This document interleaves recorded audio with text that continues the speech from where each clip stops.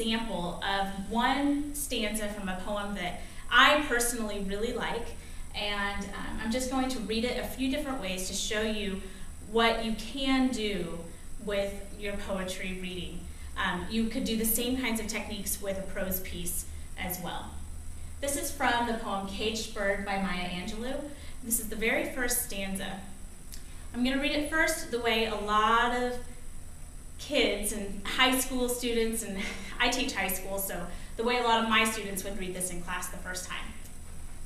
A free bird leaps on the back of the wind and floats downstream till the current ends and dips his wing in the orange sun rays and dares to claim the sky.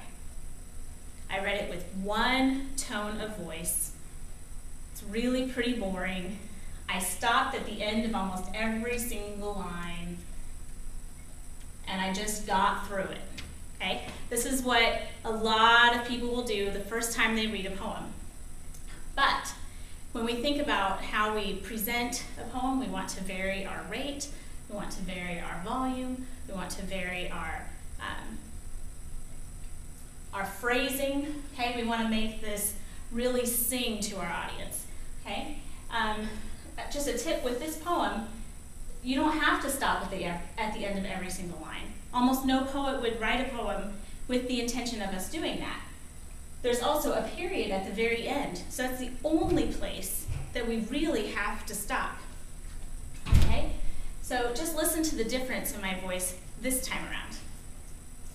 A free bird leaps on the back of the wind and floats downstream till the current ends and dips his wing in the orange sun rays and dares to claim the sky. Do you hear the difference? I've phrased some of these lines so that they go together. A free bird leaps on the back of the wind and floats downstream till the current ends. I might take a pause because I need to breathe, but these lines might feel like they go together. These lines might feel like they go together.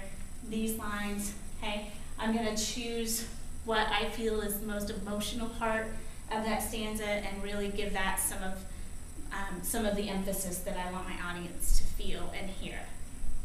Okay? So whichever poem or prose piece you choose, just make sure that you really practiced it and understand what these lines are saying, where my phrasing should break, and try to convey that to your audience.